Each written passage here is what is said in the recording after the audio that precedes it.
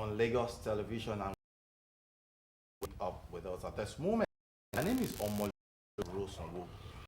Top point which is looking at the 2022. Some days last week, precisely, the Senate eventually agreed that the real in the Electoral Act would not be fixed again, and INEC has the to transmit results as it were onto the that generated from Nigerians and even and everybody. They want results of elections so that there won't be issues as long as on from the word and it is uploaded. Once it is get in the hands of the INEC shows and it goes through another before it is uploaded, that is what they are against. And today, will be looking at that with me. In the studio right here, I have Celestine Ilo. He is a legal practitioner and also a public affairs analyst. Celestine, nice to have you on Talk Point. It's a pleasure being in the house. Good afternoon, Nigerians. Yes, and joining us via Zoom is the executive director of the International Press Center. His name is Larry Arogundade. Mr. Arogundade, nice to have you on Talk Point. Thank you for inviting me to your talking point. Good afternoon. Yes, nice to have you. Yes, let me quickly start with you. Some issues were raised by civil society organizations, including your own organization, the International Press Center, and also the Center for Media and Society, and a couple of other civil society groups. What are you talking about? Because the Senate says it has passed it, and that the INEC has the prerogative and the leeway to do the writings of results the way it can be done. What are you saying in this regard now? Well, we have a little disagreement with the Senate in the sense that we do not think that electronic transmission of results real time from the polling units should be left at the discretion of INEC. That it should be a prerogative of INEC. We believe that it should be written into the law, that is the Electoral Act, to remove any ambiguity or any confusion that may arise in the future that may even lead to litigations. When parties or candidates insist that INEC should do something and maybe the court will then say, well, INEC is not bound to do that because it's not part of the electoral law. The contentious issue here is the question of what constitutes real time, because we didn't like the idea that the Senate said, oh, we didn't say there shouldn't be electronic transmission, we only said it should not be real time. So people are asking what exactly is this real time, what do we mean? And what we mean by real time really is that results should be transmitted from the polling units to a public portal as may be designated or decided by INEC based on from EC 8A, which party agents observers will have signed. And what we're now saying is that will be done in sets of the polling agents, that is the party agents and the polling units. The observers that are normally accredited by INEC, so that they can approve that it is the results that have been agreed upon, or the result that has come out of the polling units that is actually being transmitted to this public portal before they then move to the collation center. This real-time transmission does not remove the work at the collation center, but what we're saying is that we need an electronic evidence so that by the time they get to collation center, they can also look at these issues. So it's easy to say, why don't we just say that the law as it is now does not say INEC should not do it. But at the same time, the law did not say that INEC should do it. And that, I guess this is where the difference is. And our own position as stakeholders in the electoral process, and even as citizens of Nigeria who want transparency in our electoral process, is that this should be done. Now, behind this argument of real time or no real time is the context of rebuilding trust in our electoral process. And we can't run away from that challenge, which partly arose from the 2023 general elections, particularly the element of glitch. Okay, yeah, let me just hold your thought a little there. I'll still come back to you. Let me quickly talk to Celestine here in the studio. I'll still come back to you. Celestine, you just heard what Larry Arugundade said there, that the issue is getting real-time transmission of results. But from the legal angle, what are your own thoughts? What are your own expectations in this area? Well, as a Nigerian, I'm concerned about this development because most of us that have been championing good governance and transparency in the system automatically saw this as an avenue for the Senate to clear the doubt of every Nigerian, to showcase that the present administration and the INEC in particular have no iota of hidden agenda during the election era. So, but the Senate, as they choose to divert their attention to another side, is now proving another hard nut to crack, as far as I'm concerned. I foresee, I would have loved a situation where the issue that led to Atiku Abubakar going to court in 2023 be addressed holistically. You know, there was a case, Atiku versus INEC, that clearly opened up this issue of ambiguity in the Electoral Act, where it was clearly stated by the judges, Supreme Court judges, that there are some ambiguity here, because the Electoral Act section 60, particularly from 1 to sub 1 to 6, is not clear. The Supreme Court made it clear that it's not clear, that the INEC have the prerogative by virtue of the section 5 that states clearly that the presiding officer has the right to either transmit or follow the process as approved by the commission. When you have given the commission the right to state how the whole thing goes out, it then means it's not mandatory. So, and that's what the angle the Supreme Court was doing, where they now stated that they will advise the legislatures to look into this angle. And when this issue was thrown open, you remember, the Senate went on an elaborate gathering of data.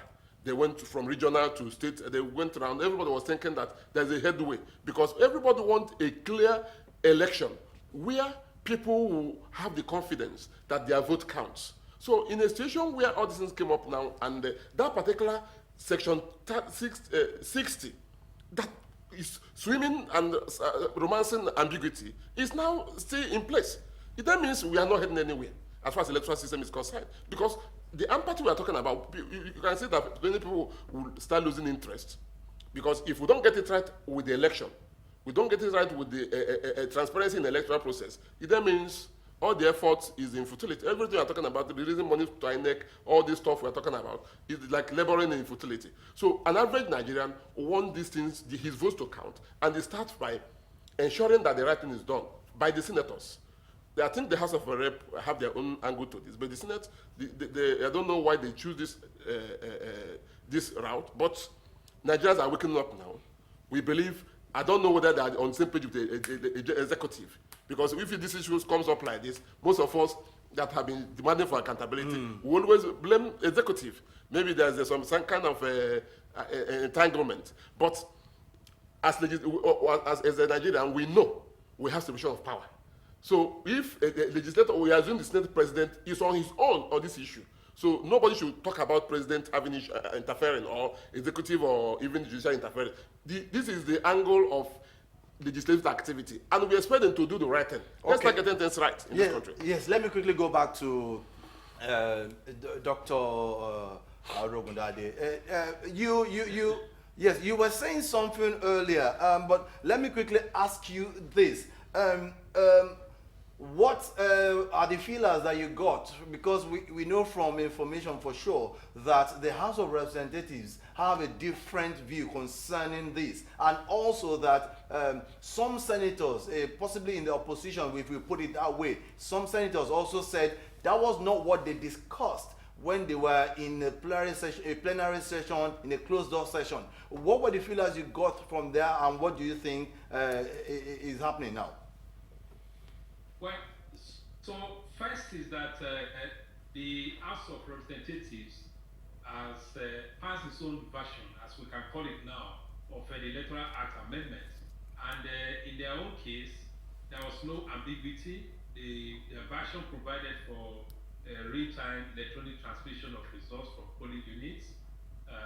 The civil society substantially agree with their own proposals. And there are some other areas too in which we can see that they have agreement with us.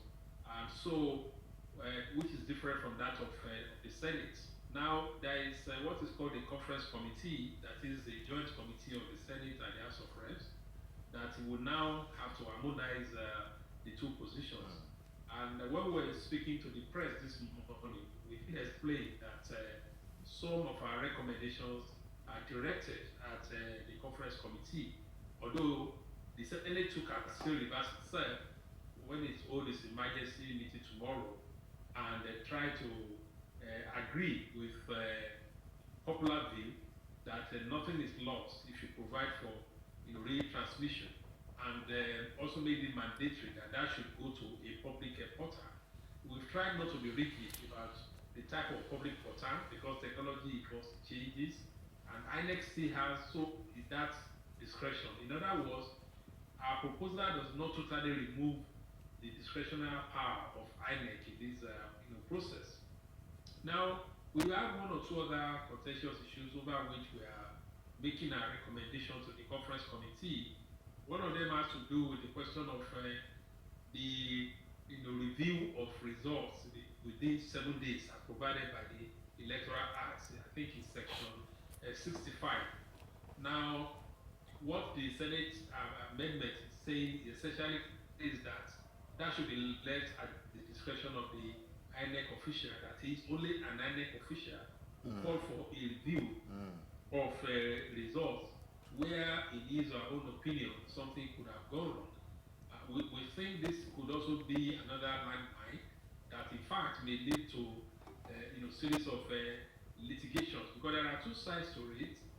First is the fact that experience has shown that there are times when some unscrupulous INEC officials acting on their own, not as an institutional representation of INEC, could get compromised, and we have seen instances where some of them have been tried for unethical practices in the electoral process.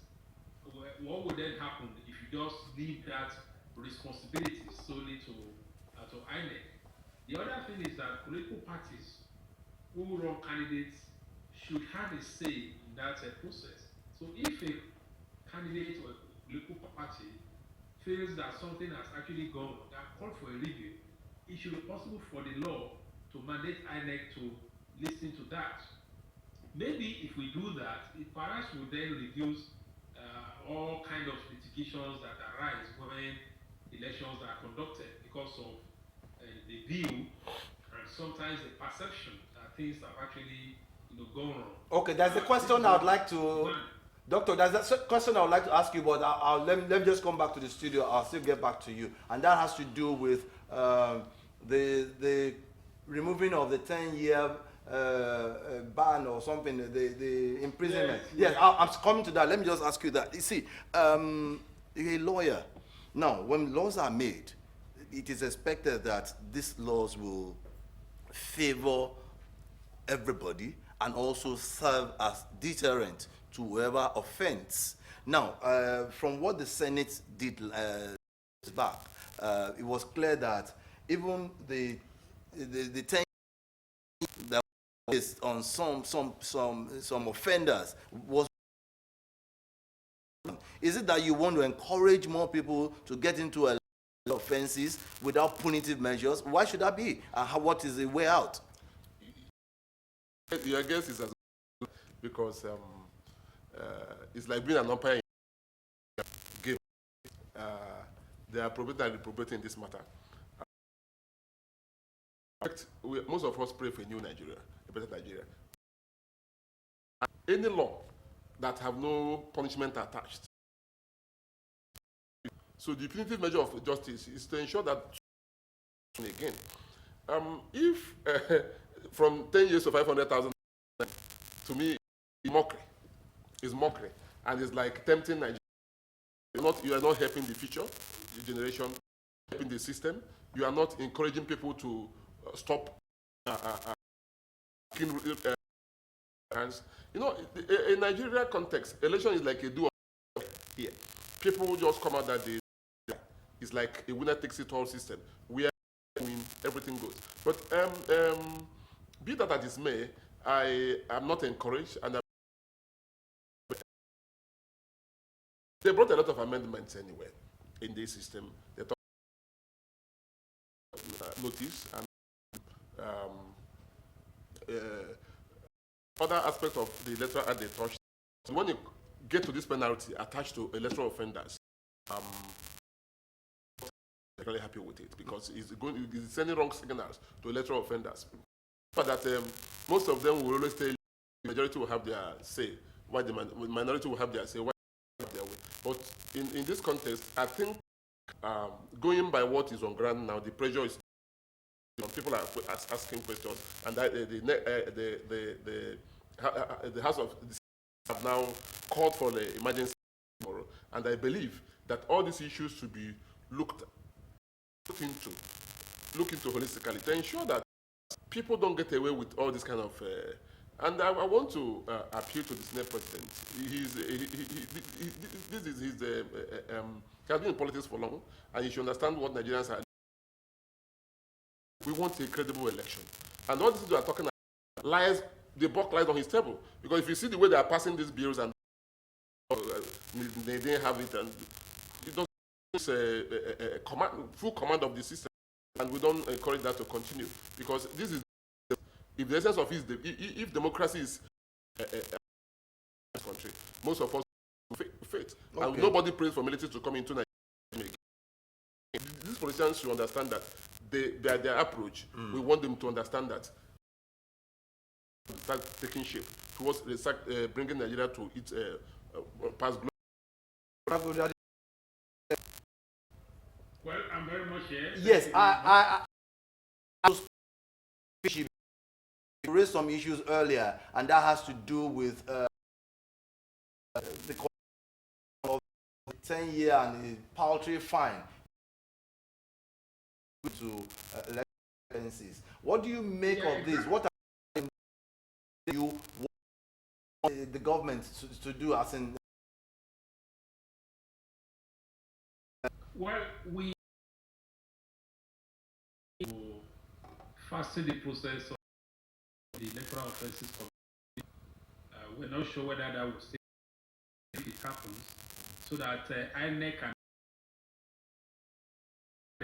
having to apprehend electoral offenders, including those involved in vote buying, and the prosecuting them when we know INEC does not have its own, or ICPC that have security institution, and they could arrest and they could investigate, and then they could also prosecute. It's double jeopardy that while you are doing that, then they are now saying that we felt that there are serious consequences for violating the electoral law. And the idea of a 10-year ban will be a very good deterrent, so that we find will not be allowed to come back and benefit from that process undermined. That is not acceptable. But now to say that you don't need that kind of ban, or what you just need is payment of, just like the lawyer just said, it's more or less like an inducement, an encouragement that you could go with it. All you need to do is just to have the money. And we know that in our legal jurisprudence, you have to prove the case of clients, which is always so where you now all you need to pay is fine. Somebody can calculate the risk and say, well, if all I will part with is this, then I could as well engage in massive vote buying, get into office, it will not be a problem for me to pay that money. Like I was to bring a plea baggage to this kind of arrangement. You know, our legal system now can permit somebody in a public fund, admits to it, but then agrees to return part of it. They call it plea baggage, and they say it's the only way by which money can be returned. Okay. That is the kind of thing that is about to be important to our electoral system, and we don't like it at all. Okay. Let the punishment, let it be stern, let it be 10-year ban to discourage interference with the electoral process. Okay. Yes. The law. On the final note, what do you want now? Because the Senate will be meeting tomorrow on issues like this. What are your plans to? I'll pray the Senate to look into this section 60 again, politically. Ensure that electronic transmission of counts in real time, so that people will start having. And if people, with the level of awareness now, and I'm happy with the level of awareness, everybody is now agitating. Right. Let the Senate, wisdom they have decided to call for an emergency meeting. Let them practically look into this matter and ensure that this issue is revisited and approved of Nigerians. All these NGOs making noise here and there, it's not easy for them. Most of them fund themselves. But they just, because of the law for the half of the country, that's why they're going extra mile to push these people to do the right thing. And that's the essence of pressure group, pushing people to do the right thing, which they ordinarily they choose to ignore. So I'll pray that the Senate will look into this matter and reverse their position. Okay. Look at this matter and ensure that electronic transmission of results counts as being demanded by Nigerians. I want to thank you so much for being part of Talk Point. Our time is not on our side. Yes, we would have loved to really have you talk more on it, but time is not on our side. Yes. I've been speaking with Arogun that day. I said he's not yet a doctor, but I've been speaking with Arogun that day of the international of those agitating that the Amended Electoral Act 2022 time transmission of elections. Thank you so much for being part of Talk Point. Thank you very much. Yes. I also want to thank Celestine Ilo for also being part of Talk Point. Meeting again, these issues would have been. Thank you very much. Yes. On that note, we have come to the end of Talk Point 7. And 112 are still the call in times of emergency. What is right so that Nigeria, Lagos, and will always be on the right path. I am. Bye for now.